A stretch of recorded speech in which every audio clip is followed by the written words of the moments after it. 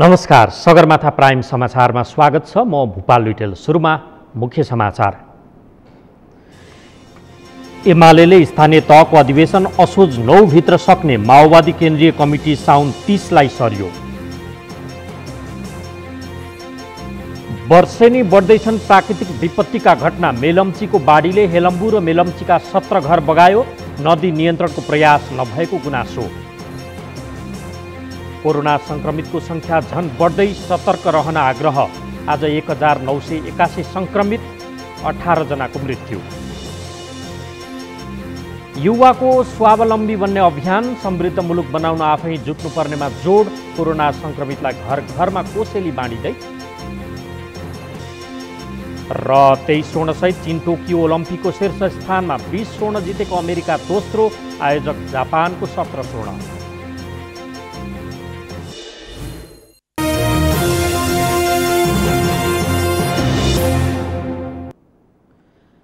समाचार अब विस्तारमा।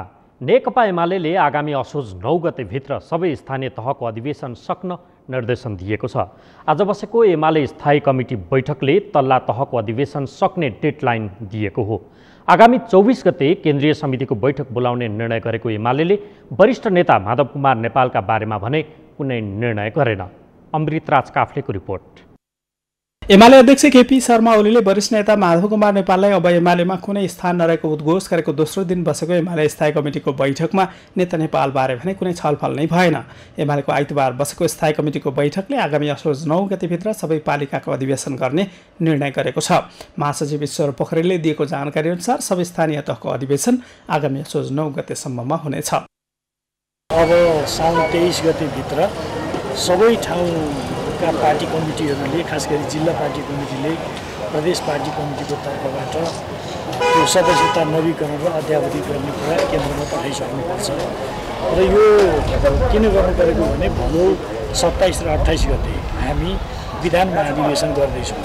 विधान महाधिवेशन गर्नको लागि यो सदस्यता नवीकरणको कुरा, अद्यावधि गर्ने कुरा चाहिँ टुङ्गाइसक्नुपर्ने भएको हुनाले यो हामीले निर्णय गरेका छौँ। र यो सँगसँगै देशव्यापी रूपमा हामी असोज 3 गते वडा तहका अधिवेशनहरू गरिसक्छौँ र 9 गते असोज हामी पालिका स्तरका अधिवेशनहरू गरिसक्छौँ। यो पनि निर्णय भएको छ। एमाले स्थायी कमिटीको बैठकले आगामी 24 गते केन्द्रीय कमिटीको बैठक बोलाउने निर्णय समेत गरेको छ। विधान अधिवेशन, केन्द्रीय विभागहरू गठन र सदस्यता वितरणका बारेमा छलफल गर्ने एजेन्डा तय गरिएको स्थायी कमिटीको आइतबारको बैठकमा तोकिएका एजेन्डामा ठोस निर्णय भने हुन सकेन। महासचिव पोखरेलले एमालेको विधानमा 2 जना अध्यक्ष हुने व्यवस्था नरहेको र पार्टी कमिटी 2075 साल जेठ 2 गते अघिको अवस्थामा फर्काउने निर्णय गरिसकेको अवस्थामा सबै विषय त्यसैबाट टुङ्गो लाग्ने बताएका छन्। यसअघि वरिष्ठ नेता माधव कुमार नेपाललाई दोस्रो अध्यक्ष बनाउने चर्चा चलेको थियो, तर अध्यक्ष ओली पक्षका नेताहरू भने पार्टीको विधान विपरीत दोस्रो अध्यक्ष बनाउन नमिल्ने बताउँदै आएका छन्। 2075 साल जेठ 2 गतेको एउटा टाइमलाइनबाट अगाडि बढ्नुपर्छ भन्ने कुरा भइसकेको छ। त्यो चिज पहिले नै आइसकेको हुनाले त्यसैमा आधारित भएर एकताबद्ध भएर पार्टीमा जति पनि समस्याहरू छन्, असमझदारीहरू छन्, त्यसलाई दूर गरेर एकताबद्ध हुने कुराहरू पहिले नै आह्वान गरिसकिएको छ। अब त्यसमा साथीहरू आउनुहुन्छ भन्ने हामीलाई विश्वास छ। एमाले विवाद उत्कर्षमा पुगेका बेला अध्यक्ष केपी शर्मा ओलीले शनिबार भएको एउटा कार्यक्रममा वरिष्ठ नेता नेपाल समूहका कसैलाई पनि अब एमालेमा स्थान नरहेको उद्घोष गरेका थिए। अध्यक्ष ओलीले फ्लोर क्रस गर्ने र पार्टी हित विपरीत काम गर्नेलाई आगामी चुनावमा टिकट समेत नदिने घोषणा गरिसकेका छन्। यस्तोमा सुरु भएको एमाले स्थायी कमिटीको बैठकलाई महत्त्वका साथ हेरिएको छ। आइतबार सकिएको बैठक सोमबार फेरि बस्ने एमालेले जनाएको छ। सगरमाथा टेलिभिजनका लागि क्यामेरामा सुरेन्द्र राउतका साथमा अमृतराज काफ्ले, काठमाडौँ। एसएसबीले तुइन काटेपछि महाकाली नदीमा एक नेपाली युवा बेपत्ता भएको घटनामा माओवादी केन्द्रले भारतसँग गम्भीर आपत्ति जनाएको छ।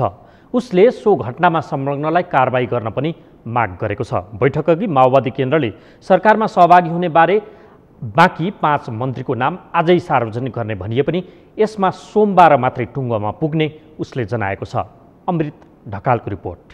भारतीय सुरक्षा बल एसएसबीले तुइन काटेपछि गत शुक्रबार ब्यास गाउँपालिका 2 का जयसिंह धामी महाकाली नदीमा झरेर बेपत्ता भए। उनको अवस्था अझै पनि अज्ञात छ। घटनापछि नेपालीहरूले एसएसबीको ज्यादती विरुद्ध चर्को आवाज उठाइरहेका बेला माओवादी केन्द्रले पनि सो घटनामा संलग्नलाई कारबाहीको माग गरेको छ। माओवादी केन्द्रको आइतबार बसेको स्थायी कमिटी बैठकले भारतसँग गम्भीर आपत्ति जनाउँदै त्यसमा संलग्नलाई कारबाहीको माग गरेको छ। भारतीय एसएसबीको तुइन फुस्काइदिने गतिविधिको कारणले नै नेपाली नागरिकले महाकाली नदीमा खस्ने र बेपत्ता हुने र अहिलेसम्म आशंका गरे अनुसार उहाँको जीवन नै गुमेको हुन सक्ने जो स्थिति उत्पन्न भएको छ, त्यसका बारेमा तत्काल छानबिन गरी सम्बन्धित व्यक्तिहरूलाई कारबाही गर्न र त्यस निम्ति भारत सरकारसँग गम्भीर आपत्ति सहित आवश्यक कारबाहीको प्रक्रिया अगाडि बढाउन पनि माग गर्ने निर्णय गरेको छ। आइतबारको बैठकले सरकारमा सहभागी हुने बाँकी 5 जनाको नाम टुङ्ग्याउने यसबारे सोमबार मात्रै निर्णय गर्ने भएको छ। एमालेको माधव नेपाल समूह तत्काल सरकारमा सहभागी हुने छानकाट नदेखिएकाले जसपा र काङ्ग्रेससँग छलफलपछि आफूहरूले पाउने मन्त्रालयका आधारमा मन्त्री हुनेको नाम टुङ्गोमा पुर्याउने प्रवक्ता नारायण काजी श्रेष्ठले जानकारी दिए। सरकार गठनको पूर्णता सम्बन्धी विषयहरूलाई छलफल गर्न भोलि पुनः 3 बजे स्थायी कमिटीको बैठक बस्ने निर्णय गरिएको छ। आज अध्यक्ष कमरेड प्रचण्डले सम्बन्धित घटकहरूसँग छुट्टा छुट्टै र सामूहिक रूपमा पनि वार्ता गर्ने निर्णय पनि गरिएको छ। प्रधानमन्त्री शेरबहादुर देउवा नेतृत्वको सरकार गठन भएको 15 दिन नाग्दा पनि मन्त्री परिषद विस्तार नगरेर महत्त्वपूर्ण मन्त्रालय खाली गरिएको भन्दै चर्को आलोचना भइरहेको छ। सम्पूर्ण जनशक्ति नै महामारीमा जुझ्नुपर्ने बेलामा 5 वटा बाहेक अरू सबै मन्त्रालय खाली छन्। स्वास्थ्य मन्त्रालय राज्य मन्त्रीका भरमा चलिरहेको छ भने परराष्ट्र, रक्षा लगायतका मन्त्रालय नेतृत्वविहीन छन्। यस्तो बेलामा कस्तो व्यक्ति मन्त्री बन्ला भन्ने जनचासो सत्तारूढ दलमा केन्द्रित भइरहँदा ती दलहरू नै अनिर्णयको बन्दी बनेका छन्। यसको असर जनताले पाउने सेवा सुविधामा पनि रहेको छ। सगरमाथा टेलिभिजनका लागि क्यामेरामा केशव तिमिल सिन्हाका साथमा अमृत ढकाल, काठमाडौँ। शनिबार रातिदेखि आएको बाढीले हेलम्बु गाउँपालिका र मेलम्ची नगरपालिकाका 17वटा टहरा बगाएको छ। गत असार 1 गते आएको बाढीले लेदो भरिएका घर गै रातिको बाढीले बगाएको हो। असार 1 गते आएको बाढीका कारण हेलम्बुका 90 तथा मेलम्चीका 86 घर परिवार विस्थापित भएका छन्। विस्थापित भएको लामो समयसम्म पनि नदी नियन्त्रण तथा पुनर्स्थापनाका लागि प्रयास नभएको भन्दै स्थानीयले गुनासो समेत गरेका छन्। सिन्धुपाल्चोकबाट दिपिन ढुङ्गानाको रिपोर्ट। शनिबार मेलम्ची नदीमा आएको बाढीले 17 घर टहरा बगाएको छ। गत असार 1 गते आएको बाढीले लेदो भरिएका घर गैरातीको बाढीले बगाएको हो। बाढीले चनौटेको रातो पुल बगाएको छ। ग्याल्थुममा रहेको झलुङ्गे पुल पनि बाढीले बगाएको छ। बाढीले धार परिवर्तन गरेर ताला मराङ प्रहरी चौकीको भान्सा पनि बगाएको छ। गत असार 1 गते आएको बाढीका कारण हेलम्बुका 90 परिवार तथा मेलम्चीका 86 घर परिवार विस्थापित भएका थिए। स्थानीयहरू पुरिएको घरको लेदो माटो गेग्रेन र आफ्नो घरभित्र छिरेको काठहरू पन्छ्याउँदै गर्दा फेरि बाढी आएको छ। स्थानीय सरकारले नदी नियन्त्रण गरिदियो भने आफ्नो घर सामान्य मर्मत गरेर बस्न सकिने स्थानीयको भनाइ छ। तर घरबार विहीन भएको 48 दिन बितिसक्दा पनि नदी नियन्त्रणका लागि पहल हुन नसकेको स्थानीयहरूले गुनासो गरेका छन्। हाम्रो माग केही पनि छैन। नगरले हामीलाई कुनै धान चामल त्यो पैसा माग्न आएको होइन, हाम्रो बस्ती जोगाइदियो, सिर्फ त्यति मात्रै भन्न खोजेको। हामीले उहाँहरूसँग पैसा लियो भनेको छैन, कुनै केही त्यस्तो दान दक्षिणा मागेको छैन। नगरपालिका 2 महिनासम्म यो खोला बाढी आएर यत्रो बस्तीहरू गइसक्दा पनि नगरपालिकाले पाइला टेकेको छैन। त्यसको रिस ल्याएको हामी खासै वा नगरपालिकालाई कुनै व्यक्ति वा कुनै राजनीतिको त्यसको इस्यु लिएर आएको होइन। हामी नगरपालिकाले यहाँ बजारमा बस्ती जोगाउनु पर्ने थियो, त्यो जोगाएकै छैन। हाम्रो बस्ने ठाउँ बस्तीको दोकानदार हो, त्यही खोला नछोडिकन म त्यही घरमा बस्छु जबरजस्ती भएर लगे त्यही खोला लान्छ। मेरो घर जग्गा भन्नु नि जमिन भन्नु सम्पत्ति एउटा छैन मेरो। अब अहिले पनि अलिअलि लुगा ताल्छ, यसो चामलहरू यसो 1 बोरा 2 बोरा जस्तो 2 बोरा चामल पाएँ। म बोल्दैन, तेल मसला अलिक धेरै पाएँ, खाएको कुरो खाएँ। तर मलाई घरदेखि डर लाग्छ। थरबाई सुत्नु लाग्यो डङ डङ ज्याङ हो लय क्यारे घर भन्नु उठ्यो बाहिर बस्यो, उठेर निन्द्रा लाग्छ, फेरि गयो आँखा लाग्यो, त्यस्तै गर्छ। यहाँको स्थानीय सरकारसँग केही अपेक्षा छैन, केही माग पनि छैन। खालि हामी हाम्रो तर्फबाट बस्ती हाम्रै कारणले हाम्रै समुदाय मिलेर केही हदसम्म हिजोसम्म हामीले जोगाएका थियौँ। सबै मेलम्ची क्षेत्र चाहिँ अहिले खोलाले चाहिँ नै डुबानमा पार्दैछ। यसलाई हामीले लामो समयदेखि स्थानीय सरकारलाई यो कम्तीमा यो खोलालाई असार 1 गति आएको यो खोलालाई कमसेकम स्थानीय सरकारले दृढतापूर्वक चासो दिएको, उसले चाहिँ अलिकति संवेदनशील भएर काम गरेको भए यो आज तपाईँहरूले घर पछाडि देख्नुहुन्छ यो खोला यसरी बग्दैन। हामी खालि मात्रै विरोधको कार्यक्रम नगरपालिकासम्म जान्छौँ, हाम्रो नाराहरू चाहिँ उहाँ त्यहाँ नगरपालिकासम्म सुनाउँछौँ, आवश्यक पर्यो भने नगरपालिकाको मेयरको कार्यालयमा ताला लाउँछौँ, हामी फर्किन्छौँ। स्थानीय सरकारले व्यवस्था गरेको भन्दै पीडितहरू आफैले पैसा उठाएर आफ्नो बस्ती आफै बचाऊ अभियान सुरु गरेका छन्। देश तथा विदेशमा रहेकाहरूले सहयोगबाट उनीहरू निरन्तर घर खोतल्ने कामका लागि परेका छन्। तर बाढी आएको मुहान क्षेत्र भ्रेमा थानको अध्ययन गरेर मात्रै तल्लो क्षेत्रमा नदी नियन्त्रणको काम थाल्न सकिने प्रशासनले जनाएको छ। हामीले तटीय क्षेत्रमा त्यतिखेर मात्रै हामीले पुनर्निर्माणको कुरा, त्यस्तै गरेर चाहिँ यहाँ चाहिँ जनसमुदायलाई व्यवस्थित गर्ने कुरा त्यतिखेर मात्रै सम्भव हुन्छ जब हामी माथिल्लो तहबाट बाढी आउन नहुने खालको, बाढी नआउने खालको वातावरण क्रिएट गर्न सक्छौँ अथवा बाढी आउँदैन। नभए कस्तो हुन्छ भने हामीले यहाँ तारजाली लगायतका कुराहरू राखेर यो के भन्छ नदीलाई चाहिँ कटान रोक्न सकिन्छ कि भनेर हामीले तयारी पनि गरेको अवस्था थियो र हामीले काम पनि गरिरहेको अवस्था थियो। तर त्यसको बिचमा पनि बिचमा ठुल्ठुलो बाढीहरू आएर फेरि त्यसलाई बगाएर लिएर गएको अवस्था छ। हिजोकै बाढीले पनि बगाएर लिएर गएको छ। तसर्थ मुख्य रूपबाट हामीले के बुझ्न जरुरी छ भने यहाँको बाढीको प्रवृत्ति भनेको अन्यत्रको जस्तो बाढीको प्रवृत्ति देखेको छैन। यो माथिल्लो क्षेत्रमा बाढीको कारण नपहिलाएसम्म सो बाढी कहिलेसम्म आउन सक्छ भन्ने कुरो अथवा बाढीको कारण पहिलाएर माथिल्लो क्षेत्रबाट नै त्यसलाई व्यवस्थित गर्न नसक्ने अवस्था जुन माथिल्लो हिमाली रेन्ज छ त्यहीदेखिको अध्ययन र व्यवस्थापन गर्न नसकेको अवस्थामा तटीय क्षेत्रमा गरेको कामहरू त्यति प्रभावकारी हुन सक्दैनन्। बाढीका कारण अवरुद्ध भएको मेलम्ची हेलम्बु सडक अझै सञ्चालनमा आउन सकेको छैन। त्यसमाथि शनिबार आएको बाढीका कारण पुल बगाएपछि आगमनमा थप समस्या थपिएको छ। समस्या समाधानको लागि समयमा पहल हुन आवश्यक छ। सगरमाथा टेलिभिजनका लागि सिन्धुपाल्चोकबाट दिपिन ढुङ्गानाको रिपोर्ट। यसै विषयमा थप कुराकानी गर्न यति बेला हाम्रो सम्पर्कमा हाम्रा सिन्धुपाल्चोक संवाददाता दिपिन ढुङ्गाना हुनुहुन्छ। दिपिनजी, हजुर भोपालजी, अहिले चाहिँ के छ त्यहाँ बाढी पहिरो वा वर्षाको अवस्था के छ, त्यहीँबाट सुरु गरौँ न।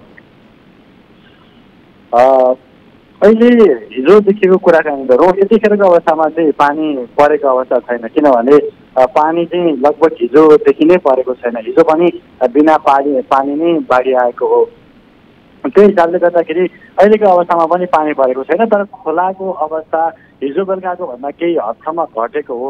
तर बाढी आउने, लेदो पकाउने र त्यो एकदमै त्यो जोखिम चाहिँ एकदमै धेरै छ। भनेपछि यो जुन आज 18वटा घरहरू 17वटा घर टहरा बगेको समाचार आएको छ, यो चाहिँ पुरानै बाढीले त्यहाँ मानिसहरू नबसिराखेर ती खण्डहरतर्फ परिणत भइरहेका घरहरू बगेका हुन् नि, कि सङ्लो अवस्थामै मानिसहरू बसिरहेका अवस्था घर बगेको हो? त्यो 17वटै घरमा 17वटै व्यथा छ। त्यसमा चाहिँ जस्तो कतिपय घरहरू अब बस्न लायकको भएन भनेर छोडेका घरहरू बगाएको छ भने कतिपय घरहरू अब जस्तो अब खोला यहाँभन्दा बढी आएन भने बस्न मिल्छ भन्दै मानिसहरूले दैनिक रूपमा सफा गर्दै आफ्नो काम गरिरहेका घरहरू पनि बगाएको अवस्था छ। 17वटा घरको 17वटै व्यथा छ। भनेपछि कतिपयले बस्न खोजिरहेको थियो, त्यसलाई रेट्रोफिट गरिरहेको अवस्था थियो, पुनर्निर्माण गरिरहेको अवस्था थियो, त्यो हुँदाहुँदै पनि ती बगे होइन? ती बगे। अब के छ उनीहरूको बसोबासको लागि चाहिँ? किनकि यो त एउटा विपत्तिमाथि फेरि अर्को विपत्ति खप्टै छ। सिन्धुपाल्चोक भनिसक्दा विपत्तिको केन्द्र भन्नुपर्ने जस्तो अवस्था बनिसकेको छ। पुनर्स्थापना व्यवस्थापनको लागि प्रशासन र कतिपय अवस्थामा त्यहाँबाट प्रभावित भएकाहरूबीच कन्फर्टेसन, त्यहाँ विवाद एक खालको ताजम्यता नमिलेको जस्तो देखिँदो रहेछ। प्रशासन भन्छ मुहान क्षेत्रको अवस्था के हो क्लियर नभइकन तल बनाइयो भने फेरि बगाएर लान सक्छ। तलका मानिसहरू भन्छन् हामीलाई त बस्ने अवस्था नै अप्ठ्यारो भइसक्यो, तत्काल वासस्थानको व्यवस्था गर। यो खालको द्वन्द्वले त्यहाँ के होला? यो खालको द्वन्द्व एकदमै पाटो झन् एकदमै चर्किरहेको अवस्था छ।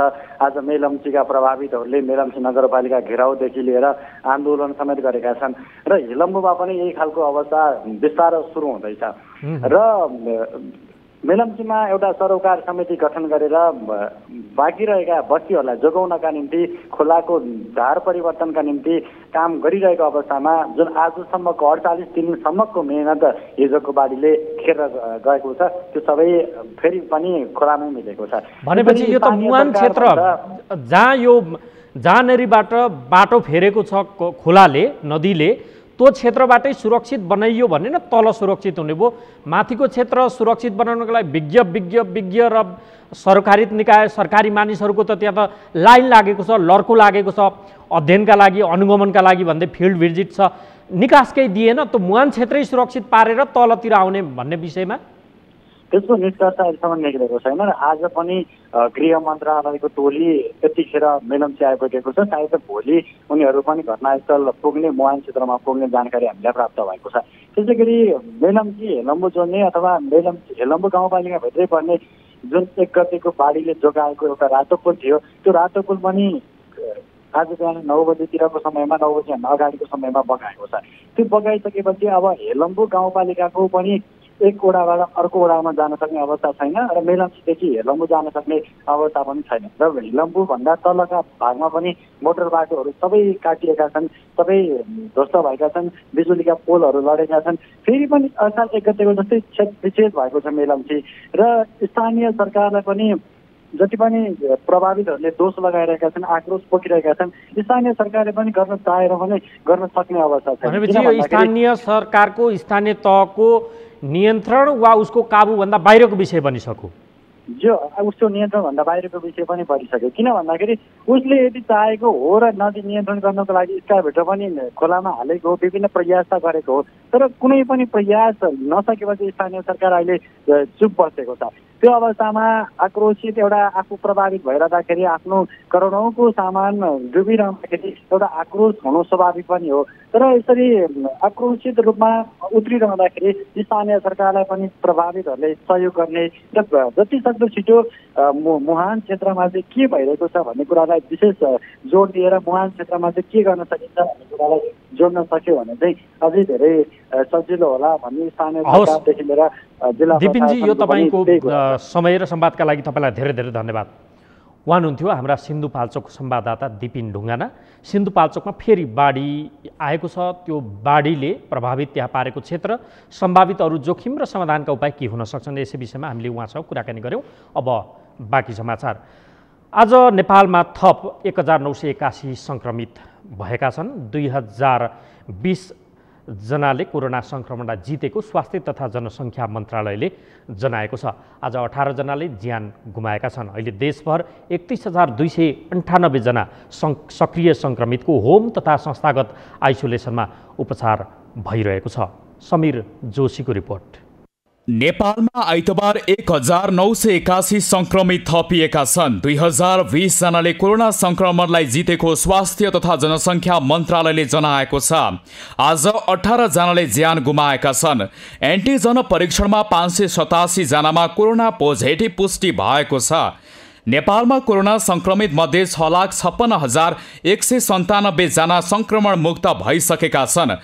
नेपालमा निको हुने दर 94.1% रहेको छ। हाल सक्रिय सङ्क्रमित मध्ये 28,063 जना होम आइसोलेसनमा, 3,235 जना संस्थागत आइसोलेसनमा, 677 जना आइसियु र 169 जना भेन्टिलेटरमा उपचाररत छन्। हाल देशभर सक्रिय सङ्क्रमितको सङ्ख्या 31,298 जना रहेका छन्। पछिल्लो 24 घण्टामा थप 18 जनाको मृत्यु भएको छ।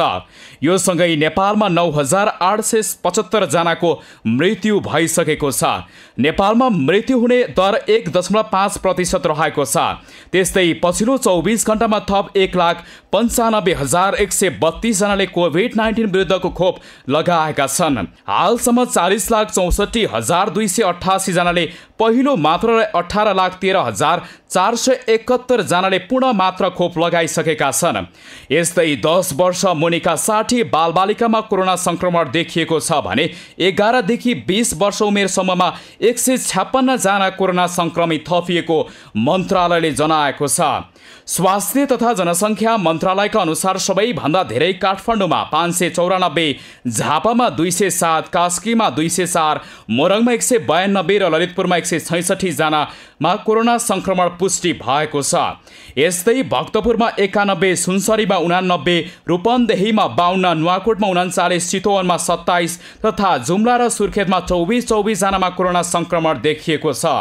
सिन्धुलीमा 23, गोर्खामा 19, धादिङमा 15 र तनहुमा 10 जना कोरोना संक्रमित थपिएको स्वास्थ्य तथा जनसङ्ख्या मन्त्रालयले जनाएको छ। काठमाडौँ उपत्यकामा थप 851 जनामा कोरोना संक्रमण पुष्टि भएको छ। स्वास्थ्य तथा जनसङ्ख्या मन्त्रालयका अनुसार काठमाडौँमा 594, भक्तपुरमा 91 र ललितपुरमा 166 जनामा कोरोना संक्रमण पुष्टि भएको हो। सगरमाथा टेलिभिजनका लागि समीर जोशी, काठमाडौँ। समाचारमा बेला भएको छ विश्रामको। विश्रामपछि होटलमा खोप लुकाउने बिर्तामोड स्वास्थ्य शाखा प्रमुख खड्कालाई निलम्बन गर्न 5 राजनैतिक दलको माग, कार्यालय प्रमुख नै जोगाउन लागि परेको आरोप। बर्खायामको सुरुवातमै अवरुद्ध भएका जाजरकोटका सडक नखुल्दा यात्रु मर्खामा, म्याग्दीका 3वटा सडक कालोपत्रीको तयारी। र विश्व स्तनपान सप्ताह आज सुरु। शिशुलाई दुध अभाव हुन नदिन ह्युमन मिल्क बैंक स्थापना गर्ने सरकारको घोषणा।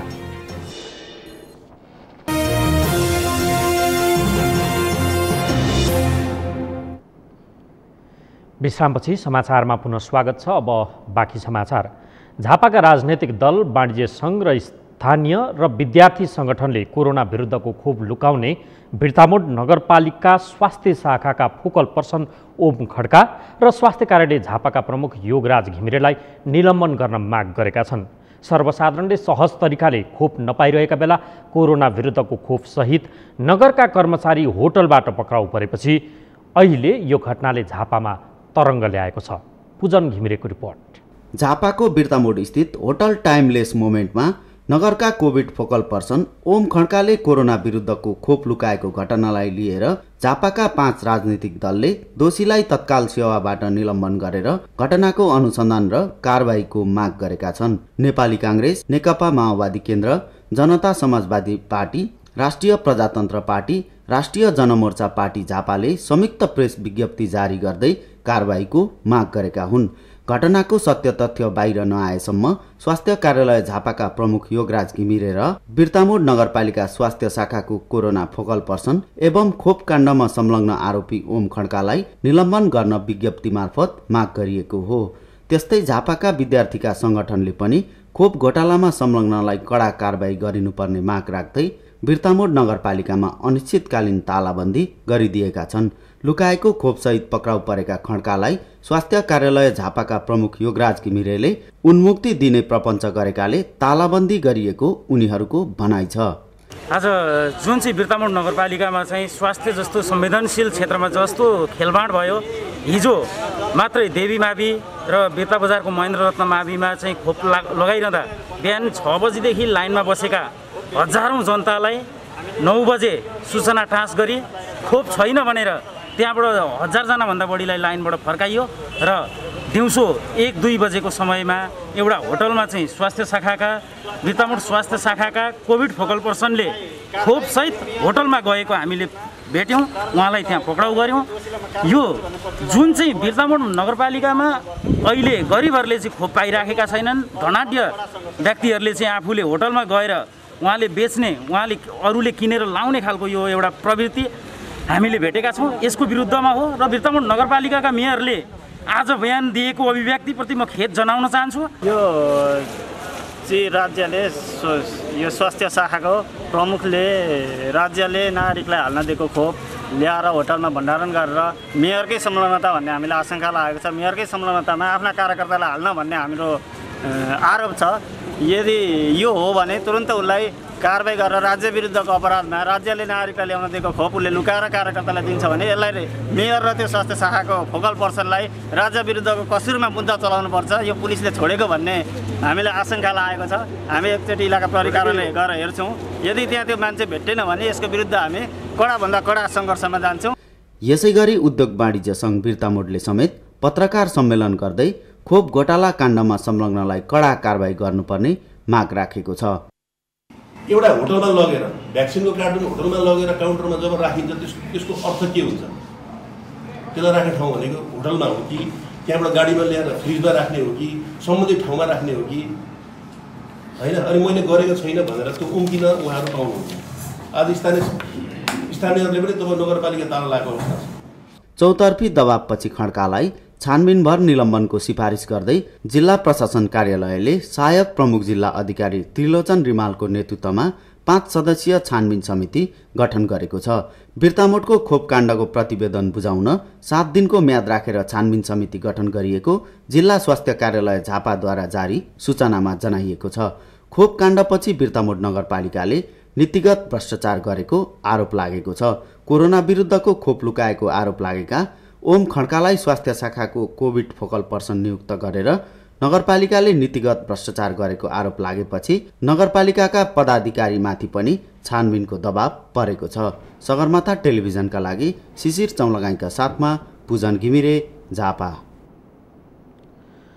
ललितपुरको एकान्त कुनामा रहेको यातायात कार्यालय तथा सवारी चालक अनुमति पत्रको कार्यालयमा कोरोना भाइरसलाई नै चुनौती दिने गरी सेवाग्राहीको भिड लाग्ने गरेको छ। कोरोना संक्रमितको संख्या दिनानुदिन बढिरहँदा सरकारी कार्यालय नै संक्रमण फैलाउने माध्यम त बन्ने होइनन् भन्ने खतरा बढेको छ। जीवन राणा भाटको रिपोर्ट। दृश्य ललितपुरको एकान्त कुनामा रहेको यातायात व्यवस्था कार्यालयको हो। कार्यालय परिसर बाहिरको सडक किनार पनि सवारी साधनले भरिएको छ। अपराह्न 1 बजे सेवाग्राहीले कार्यालय खचाखच छ। थप सेवाग्राही कार्यालय आए सडक किनारमा समेत सवारी साधन राख्ने ठाउँ छैन। न त सेवाग्राहीले भौतिक दूरी नै कायम गरेका छन्। सरकारले भनेको न्यूनतम 2 मिटरको भौतिक दूरी पालनाको विषय कल्पना मात्रै जस्तो लाग्छ। अर्थात् सेवाग्राहीको अचाक्ली चापले कोही कसैले एक अर्कालाई नछिकन सेवा लिनै मुस्किल छ। कार्यालयले स्वास्थ्य मापदण्ड पालना गराउनको लागि भौतिक दूरी कायम हुने गरी रेखाङ्कन त गरेको छ, तर पालना छैन। सेवाग्राही भन्छन् ज्यानको माया त छ, तर चाहेर पनि स्वास्थ्य मापदण्ड पालना गर्न सकिएको छैन। अब यहाँ बिहानदेखि आएका हुन्छन् मान्छेहरू। अब त्यही हो, कोरोनाको टाइममा अब सामाजिक दूरी कायम गर्ने भनेको छ। अब यस्तै लाइन बस्नु परेको छ, जताततै यस्तै समस्या छ। सेवा त त्यही हो, बिहानदेखि आएर लाइन बस्नु परेको छ। के सेवा भन्ने, अब जताततै लाइनै लाइन छ। कोरोनाको डरमाथि झन् त्यस्तो हेर्नु न, यस्तो कायम दूरी गर्नु पनि यस्तो नजिक छ। कयौं सेवाग्राहीको गुनासो ज्यानको भन्दा पनि कामको छ। एउटै कामका लागि पटक पटक धाउँदा पनि काम नहुँदा उनीहरू कर्मचारीप्रति आक्रोशित छन्।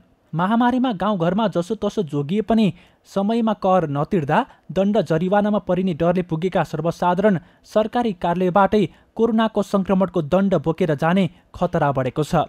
यसमा पनि उनीहरू रुष्ट छन्। यस कार्यालयमा चाहिँ बवाल समस्या छ, धेरै नै समस्या। सबैतिर दौडाइन्छ, एकतिर हुने काम उता जा भन्छ, कर्मचारीले हेरेर त यो काम यहीँ हुन्छ भन्नु पऱ्यो नि। उनीहरूले हुने काम उनीहरूलाई गाह्रो लाग्ने, अरू कोठा जानुहोस् हिसाब गरेर आउनुहोस् भन्ने चाहिँ के भन्छ। सरकारलाई त पैसा चाहिएको छ, जनताको माया नै छैन हो। उसलाई त आफू त कुर्सी घुमाउनु पऱ्यो नि। हाम्रो त समस्या यही हो। सरकारले चरम लापरवाही छ। के बन्द गर्नु पऱ्यो, के डिस्टेन्स कायम राख्नु पऱ्यो, के गर्नु पऱ्यो, के त्यस्तो मान्छेहरू आएर डिस्टेन्स मेन्टेनेन्स गर्ने मान्छेहरू स्वयंसेवक खटाउनु पऱ्यो हो। साना ठुला सवारी कार्यालय एकान्त कुनाका सूचना अधिकारी लेखनाथ खतिवडाले कोरोना संक्रमण फैलिन नदिनको लागि उच्च सुरक्षा सतर्कता अपनाइएको दावी गर्छन्, तर उनको दावी कार्यालयमा देखिएको दृश्यले खण्डित गर्छ। यद्यपि अनलाइनको माध्यमबाट सेवा सुरु गर्न लागिएकोले केही दिनभित्रै समस्या समाधान हुने उनको आश्वासन छ। यातायात कार्यालयमा सदा चाहिँ भिडभाड रहन्छ, किनभने सेवाग्राहीहरूको फ्लो अत्याधिक छ। गाडी तुलनात्मक रूपमा जुन संरचनाबाट चाहिँ काम हुन्थ्यो त्यो संरचना यथास्थितिमा रहेको र कार्य बढेको कारणले पनि भिडभाड देखिएको। यसलाई भिडभाडलाई हटाउनको लागि हामीले सुधारका उपायहरू अवलम्बन गरेका छौँ र केही स्टेप्सहरू पनि अघि बढिसकेका छ। हामीले बागमती प्रदेश सरकार भौतिक पूर्वाधार विकास मन्त्रालय अन्तर्गतको कार्यालय हो यो। भौतिक पूर्वाधार विकास मन्त्रालयले सवारी साधनको कर अनलाइन विद्युतीय माध्यमद्वारा भुक्तानी गर्न मिल्ने व्यवस्था बनाएको छ। त्यो प्रणाली सुरुवात भइसकेको छ। हामी प्रचार प्रसारकै क्रममा छौँ। सेवाग्राहीहरूले थाहा पाउने क्रममा हुनुहुन्छ। केही सेवाग्राहीहरूले त्यस माध्यमबाट पनि भुक्तानी गरिसक्नु भएको छ। अब बिस्तारै यो भिड घट्छ। सँगै जोडिएको सवारी चालक अनुमति पत्रको कार्यालयमा पनि त्यस्तै भिड छ। सामाजिक दूरी कायम गर्न रेखाङ्कन गरिएको, सेनिटाइजर तथा मास्क प्रयोग अनिवार्य गरिए पनि पालना नगरिएको कर्मचारीहरू बताउँछन्। स्वास्थ्य मापदण्ड पालना गराउनकै लागि कार्यालयले प्रहरीको समेत सहयोग लिएको छ। यो भिड व्यवस्थापनलाई हामीले निश्चित कोटा तोकेर टोकन वितरण गरेका छौँ। अनि सर्कलहरू पनि बनाएको छ यति दूरीमा कायम गर्नु भनेर। सेवा चाहिँ अहिले 10 गतेबाट सेवा दियो। पहिला सेवा रोकिएकै थियो। असार 10 गतेबाट सेवा सञ्चालन भएछ। पहिला 100 टोकन दिएको थियो। अहिले क्रमशः 200 टोकन वितरण गरिएको छ। सरकारले पनि बनाइराखेको छ। अब यसमा चाहिँ नि सेवाग्राहीहरू पनि सचेत हुनु पर्यो। अब उहाँ खोलेपछि उहाँहरू आएर भिडाभिड चपाचा गर्नुहुन्छ। अब त्यसलाई कति नै हामीले गर्न खोज्दा पनि गाह्रो भइरहेको छ। वास्तवमा त सेवाग्राही नै सचेत हुनु पर्यो हैन। हामीले त अब सेवा सञ्चालन गर्नु पर्यो। सेवा सञ्चालन भएको छ, सरकार गराएको छ, सचेत पनि गराइरहेको छौँ। त्यहाँ गार्डहरू बसेर लाइनमा नगर्नु भन्ने गरिरहेको छ। अब गर्दा गर्दै पनि हामीले त चाहँदै पनि अलिकति कन्ट्रोल भइरहेको छैन। सरकारले तेस्रो लहरको चेतावनी दिइसकेको समयमा सरकारी कार्यालयमा हुने यस्तो भिडले थप समस्या निम्ताउन सक्छ। तसर्थ यस्तो समस्या निराकरणका लागि तत्काल सरकारवाला पक्षले ध्यान पुर्याउन जरुरी छ। सगरमाथा टेलिभिजनका लागि क्यामेरामा सुरेन्द्र राउतको साथमा जीवन राणाबाट काठमाडौँ। सरकारले ह्युमन मिल्क बैंक स्थापना गर्ने भएको छ। स्वास्थ्य सेवा विभाग परिवार कल्याण महाशाखाले आइतबार पत्रकार सम्मेलन गरी काठमाडौँको थापाथली स्थित परोपकार प्रसुति गृह तथा स्त्रीरोग अस्पतालमा सो बैंक स्थापना गर्ने तयारी गरेको जानकारी दिएको हो। एक रिपोर्ट। चिकित्सकहरूका अनुसार जन्मेदेखि 6 महिनासम्मका शिशुलाई अनिवार्य रूपमा आमाको दुध मात्रै खुवाउनुपर्छ। तर पर्याप्त दुध नआउँदा शिशुलाई पोषणको अभाव हुन्छ। यस्तो समस्या प्रशस्त दुध आउने आमाको दुध संरक्षण गरेर राख्न यो बैंक स्थापना गर्न लागि महाशाखाका पोषण शाखा प्रमुख केदार राज पराजुलीले जानकारी दिए। विश्व स्तनपान सप्ताहको शुभारम्भ कार्यक्रमको अवसरमा आयोजित सो पत्रकार सम्मेलनमा यस्तो घोषणा गरिएको हो। ह्युमन मिल्क बैंकको चाहिँ हामीले कन्सेप्ट ल्याएको छौँ यसमा है। ह्युमन मिल्क बैंक चाहिँ के हो भन्दाखेरि जस्तै कति आमाको दुध प्रशस्त आउँछ बच्चालाई पुग्ने भन्दा पनि बढी हैन। त्यस्तो दुध हामी कलेक्सन गर्छौँ। एउटा मेसिन छ झन्डै 1 करोड जतिको हाराहारी पर्ने मेसिन छ। त्यो मेसिनमा प्रिजर्भ गरेर राख्छौँ र जुन आमाको तत्काल दुध आउँदैन अथवा तत्काल त्यहाँ चाहिँ दुध दिनुपर्ने अवस्था छ त्यस्तो स्पेसल पेडेड सिएनको सिफारिसमा मात्रै हुन्छ। र त्यस्तो बच्चालाई चाहिँ त्यो दुध चाहिँ खुवाउने व्यवस्था हामी आमाकै दुध फेरि अरू दुध होइन। शाखाले सो बैंकमा दुध राख्नको लागि करिब 1 करोडको मेसिन खरिद गर्ने तयारी गरेको पनि जनाएको छ। कार्यक्रममा आमाको दुधलाई विस्थापित गर्ने गरी आएको ल्याक्टोजिनको विज्ञापन नगराउन पनि सम्बन्धित सबै पक्षलाई सचेत गराइएको छ। शाखाका प्रमुख पराजुलीले ल्याक्टोजिनको विज्ञापन गरेको पाइए कडा कारबाही गर्ने चेतावनी समेत दिए। तर ल्याक्टोजिनको विज्ञापन यदि कहीँबाट भइरहेछ र हामीले त्यस्तो चाहिँ जानकारी आएको त्यो त्यसमा दुई हुन्छ। आहारमा चाहिँ जस्तै थप आहारमा के आउँछ सेरेल्याकहरू यिनीहरू चाहिँ हैन यिनीहरूको विज्ञापन चाहिँ सम्बन्धित उसमा स्वीकृत लिएर गर्न पाउने व्यवस्था छ। किन भन्दा थप आहारको कुरा हो नि त यसमा। दुध चाहिँ पाउँदैन तर थप आहार चाहिँ पाउँछ। यहाँ अलिकति फरक छ। आइतबार सुरु भएको विश्व स्तनपान सप्ताह साउन 23 गतेसम्म चल्नेछ। हामी सबैको साझा जिम्मेवारी स्तनपान संरक्षण हुन्छ प्रभावकारी भन्ने मूल नाराका साथ मनाउन सुरु गरिएको सो सप्ताहमा सबै स्थानीय तहमा समेत जनचेतनामूलक कार्यक्रम आयोजना हुने व्यवस्था मिलाइएको स्वास्थ्य सेवा विभाग परिवार कल्याण महाशाखाले स्पष्ट पारेको छ। शिशु जन्मेको 6 महिनासम्म आमाको दुध मात्रै खुवाउनु पर्ने र त्यसभन्दा माथि उमेर पुगेपछि अन्य थप पोषणको पनि व्यवस्था गर्न सो सप्ताह मनाउने कामलाई जोड दिएको पोषण शाखाका प्रमुख पराजुलीले बताए। स्तनपान संरक्षण तथा सम्वर्धन गर्ने उद्देश्यले सन् 1992 देखि हरेक वर्ष विश्वभर विश्व स्तनपान सप्ताह मनाइदै आएको छ। बाणगङ्गा नगरपालिका कपिलवस्तुको पहिलो बाल मैत्री स्थानीय शासन युक्त तह घोषणा भएको छ। बाणगङ्गालाई कपिलवस्तु जिल्लाको पहिलो, प्रदेशको तेस्रो र नेपालको 9औं बालमैत्री स्थानीय शासन भएको नगर घोषणा गरिएको हो। बालमैत्री स्थानीय शासन घोषणाका लागि चाहिने झन्डै 98% सूचक पुरा गरेपछि नगरलाई बालमैत्री स्थानीय शासन घोषणा गरिएको नगरपालिकाका प्रमुख प्रशासकीय अधिकृत वासुदेव खनालले जानकारी दिनुभयो। चुनौतीका बीच 11वटै वडासहित सिङ्गो नगरलाई बालमैत्री स्थानीय शासन युक्त नगर घोषणा गर्न सफल भएको नगर प्रमुख मङ्गल प्रसाद थारूले जानकारी दिनुभयो। राष्ट्रिय वाणिज्य ब्याङ्कबाट सेवानिवृत्त भएका वृद्ध नगर रूपन्देहीका रामलाल पौडेल अहिले कृषि कार्यतर्फ लागेका छन्। दिनभर कार्यालयमा कम्प्युटर थिच्दै पैसाको लेनदेन गर्ने पौडेललाई आजभोलि भने बाली बिरुवाको गोडमेल गर्न भ्याइ नभ्याइ छ। एक रिपोर्ट। यी हुन् राष्ट्रिय वाणिज्य बैंकका रिटायर्ड सहायक प्रबन्धक रामलाल पौडेल। 22 वर्षे सरकारी सेवा पश्चात देशमा कृषि क्रान्ति गर्न आवश्यक ठानेर पौडेल यो 63 वर्षको उमेरमा 2 करोड लागतमा कृषि क्रान्ति गर्न भन्दै कृषि क्रान्ति मबाट भन्ने नाम गरेको कृषि फर्म सञ्चालन गरी कृषि कर्ममा तल्लीन छन्। मुलुकको समृद्धिका ठूला ठूला कुरा काटेर बस्नेहरूले अब आफैबाट कृषि क्रान्तिको प्रारम्भ गर्नुपर्ने पौडेलको तर्क छ। देशको लागि के दियो भन्छन् अरूले, मैले के दिन सक्छु त भन्ने च्यालेन्ज हो। यो समयले बिगार्दैन, पैसोले बिगार्दैन, पैसा नभए पनि गर्न सकिन्छ, भए पनि हुन्छ। अनि पैसा भएर सुख मात्रै काट्नुपर्छ भने सुख कहाँ छ भन्ने कुरा बुझ्नुपर्छ। अनि चाहिँ यो मान्छेले धेरै ठग्ने, त्यही झुक्काएर खाने, अर्काको पैसा त्यसै मूल्य नचुकाइकन खाने, यो व्यथितिलाई सबक सिकाउनको लागि अनि गर्नुपर्छ, गर्न हुन्छ र देशलाई सेवा टेवा कसरी पुग्छ त्यो भनेर सबैले गरून् भनेर मैले यो फर्म पनि कृषि क्रान्ति मबाट, जसले पढ्दा पनि कृषि क्रान्ति मबाट भन्छ नि, होइन हुन्छ नि हो, त्यही भएर त्यसको नामै टाइटलै कृषि क्रान्ति मबाट भन्ने चाहिँ टाइटलमा मैले यो फर्म सञ्चालन गर्दैछु।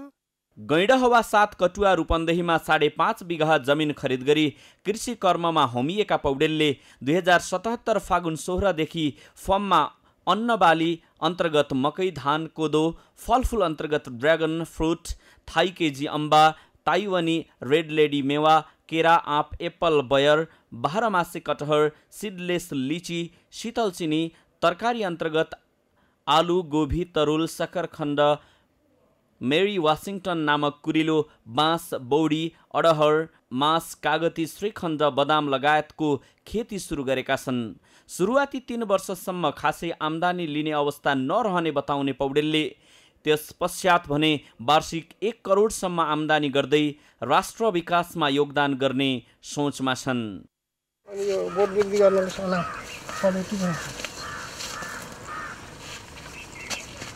यतिका ठाउँ खाली किन राख्नु पर्यो, यिनीहरूलाई गोडमेल गर्नैपर्छ। हालसम्म 2000 कुरिलोका बिरुवा उत्पादन गरेका पौडेलले 20,000 कुरिलोका बिरुवा तथा ड्र्यागनका 5,000 सहित विभिन्न फलफुलका 10,000 बिरुवा थप गर्ने योजना रहेको सुनाए। अब लगाउने बिरुवाहरू लगाइसकेको छु, अरू डिमान्ड गरेको छ होइन, उसको श्रीखण्डको पनि गरेको छ, यहाँ उमार्दै पनि छु। अनि चाहिँ फेरि कुरिलो पनि मैले 22,000 लगाउने लक्ष्य छ, 22,000 बिरुवा। अनि चाहिँ गएर कटहर छ ल्याउनु होइन, यो सिडलेस एप्पल बयर छ होइन, अनि गएर ऊ छ लिची, सिडलेस लिची छ अरे, त्यो ल्याउँदैछु।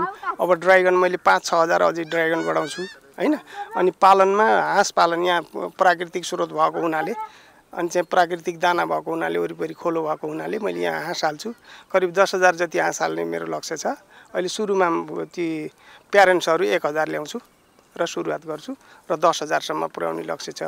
कृषि क्रान्ति मबाट नामक कृषि फर्म दर्ताको प्रक्रियामा रहेको र हालसम्म सरकार समक्ष अनुदानको लागि हात थाप्न नपुगेको पौडेलले बताए। यद्यपि कृषि क्षेत्रमा आफ्नो लगनशीलता देखेर स्थानीय पालिकाले सहयोग गर्ने धारणा राखेमा सहर्ष स्वीकार्ने मानसिकतामा छन्।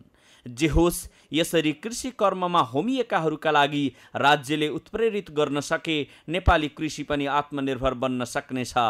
सगरमाथा टेलिभिजनको लागि क्यामेरामा प्रताप लामाको साथ ओम प्रकाश पौडेल, काठमाडौँ। कोभिड महामारी नियन्त्रणमा कपिलवस्तु बाणगङ्गाका युवाहरू सक्रियताका साथ लागि परेका छन्। विपत्तिको यस समयमा मानवीय सेवाका उद्देश्यले आफूहरू खटिएको उनीहरू बताउँछन्। ओम प्रकाश पौडेलको रिपोर्ट। कोरोना संक्रमण उत्कर्षमा पुग्दा मानिसहरू आफ्नो ज्यान जोगाउन इन्तु चिन्तु बनेर घरभित्रै बसिरहेको बेला कपिलवस्तु बाणगङ्गाका युवाहरूले सराहनीय कार्य गरिरहेका छन्। अहिले नेपाल जेसिसका पूर्व राष्ट्रिय कार्यकारिणी उपाध्यक्ष तथा प्राध्यापक समेत रहेका रमेश चन्द्र भुषाल सहित लायन्स क्लब अफ बाणगङ्गा र कपिलवस्तु जेसिसका केही युवाहरू कोरोना संक्रमितको घर घरमा पुगेर उनीहरूमा कोभिड विरुद्ध लड्न शक्ति भरिरहेका छन्। महर च्यवनप्रास साथमा उत्प्रेरणा प्राप्त गरिरहेका छन् संक्रमितहरूले।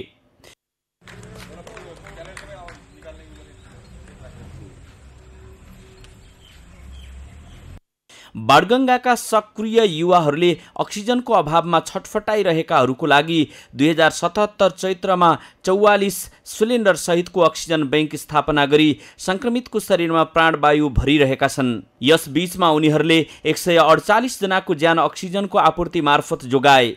अक्सिजनको अभाव झेलिरहेका विभिन्न अस्पताललाई 9 सिलिन्डर सहयोग गरेको उनीहरू बताउँछन्। कोभिड संक्रमण महामारीको बेलामा कपिलवस्तु र यसका छिमेकी जिल्लाहरूमा यसरी आफ्नो ज्यान दाउमा राखेर अक्सिजन आपूर्तिमा खटिए युवाहरू। महामारी लगायत सबै खालको विपदमा युवाहरूसित लक्षित र युवाहरूले आफू पार्टिसिपेन्ट भएको अर्गनाइजेसनबाट विभिन्न प्रकारका रोलहरू खेल्नुपर्छ, तब मात्रै हामीले महामारीलाई जित्न सक्छौँ, महामारीमुक्त समाज बनाउन सक्छौँ भन्ने अभियानका साथ हामीले पहिलो चरणमा मास्क र सेनिटाइजरको अवेरनेस प्रोग्राम गऱ्यौँ। त्यसको भयावह स्थितिलाईबाट आम जनतालाई बचाउनका लागि, आमा बुवा दाजुभाइलाई बचाउनका लागि हामीले अक्सिजन सिलिन्डरको व्यवस्थापन गर्नका लागि अक्सिजन ब्याङ्क स्थापना गऱ्यौँ। अक्सिजन ब्याङ्क स्थापना गरेसँगै हामीले कम्युनिटीमा घरमा आइसोलेसनमा बस्नुहुने, विभिन्न प्रकारका अस्पतालहरूमा आइसोलेसनमा बस्नुहुने, विभिन्न प्रकोपबाट अछुत रहन नसक्नुभएका सर्वसाधारणहरूलाई हामीले सहयोग गर्ने कोसिस गऱ्यौँ। करिब 147 जनाको हामीले सेवा गऱ्यौँ अक्सिजन ब्याङ्क स्थापना गरेर। हालसम्म आफै दान गरेको केही रकम र उद्योगी, विद्यार्थी, हेल्पिङ ह्यान्ड जापान लगायतबाट सङ्कलित दान रकमबाट 15 लाख रुपैयाँ रकम लगानी गरी सामाजिक सेवामा जुटेका बाणगङ्गाका युवाहरूले महामारीको अवस्थामा रगत अभावमा कसैको पनि ज्यान नजाओस् भन्नको लागि 130 पोइन्ट रगत सङ्कलन हुने गरी रक्तदान कार्यक्रम समेत सञ्चालन गरे। संक्रमितहरूलाई लक्षित गरी घर घरमा कोसेली अभियान मार्फत 492 जनालाई एक-एकवटा मह र च्यवनप्रास वितरण, विपन्नहरूलाई राहत वितरण लगायतका कार्यमा तल्लीन युवाहरूको अभियान विरुद्ध नगरद्वारा वक्तव्यबाजी गरिएकोमा उनीहरू दुखी छन्। यद्यपि आफूहरूको यो अभियान अझ सशक्त रूपमा अगाडि बढ्ने उनीहरूको भनाइ छ। त्यसैगरी हामी त्यसपश्चात हामीले तुरुन्तै विभिन्न अस्पतालहरूमा चाहिँ रगतको अभाव भएको अवस्था पनि थियो र 10 दिनको अन्तरमा हामीले करिब 150 जना रक्तदाताहरूलाई जम्मा पारेर 2 पटक हामीले रक्तदानको पनि व्यवस्था मिलायौँ। त्यस पछाडि घर घरमा आत्मविश्वासको अभावमा विभिन्न बिरामीहरू, कोभिडका पेसेन्टहरू छटपटाइरहेको अवस्थामा हामीले घर घरमा मह र च्यवनप्रास अभियानका साथ कोसेली अभियान सुरु गऱ्यौँ र त्यो कोसेली अभियानका साथ हामीले करिब 495 जना यो बाणगङ्गा र कपिलवस्तुका विभिन्न सङ्क्रमितहरूलाई घर घरमा गएर भेट्ने काम गऱ्यौँ र त्यो बाहेक पछि फेरि अब रोग पछाडि भोकको एउटा अवस्था पनि देखा परेको कारणले हामीले रोग र भोक दुवैको व्यवस्थापन गर्नका लागि खाद्यान्न सामग्रीहरू पनि जुटाउने कोसिस गऱ्यौँ र त्यो पनि हामीले विभिन्न चरणमा जहाँ अभाव थियो त्यो अभावलाई पनि टार्ने कोसिस गऱ्यौँ। यसरी हामीले हाम्रा गतिविधिहरूलाई करिब 4 महिना निरन्तर चलायौँ र अहिले पनि हामीले घर घरमा जसरी कोभिडका पेसेन्टहरू हुनुहुन्छ उहाँहरूको सेवामा अहिले पनि हामी लागिरहेका छौँ। मानवीय सङ्कटको यस सङ्गीन घडीमा उद्धार तथा राहतमा खटिने कपिलवस्तु बाणगङ्गाका युवाहरूको अभियानबाट सामाजिक सेवा गर्ने भन्दै राष्ट्रिय तथा अन्तर्राष्ट्रिय बजेटमाथि ब्रह्मलोच गर्ने तर विपदको समयमा प्रभावकारी तवरबाट निस्वार्थ ढङ्गले सेवा गर्नतर्फ ध्यान नदिनेहरूले भने सोच्ने बेला आएको छ। सगरमाथा टेलिभिजनको लागि क्यामेरामा प्रताप लामाको साथ ओम प्रकाश पौडेल, काठमाडौँ। समाचारमा फेरि बेला भएको छ विश्रामको। विश्रामपछि विश्वमा सक्रिय कोरोना संक्रमितको संख्या 1,50,00,000 भन्दा बढी, 90,000को स्वास्थ्य अवस्था गम्भीर। र 23 स्वर्णसहित चीन टोकियो ओलम्पिकको शीर्ष स्थानमा कायमै, 20 स्वर्णसहित अमेरिका दोस्रो स्थानमा।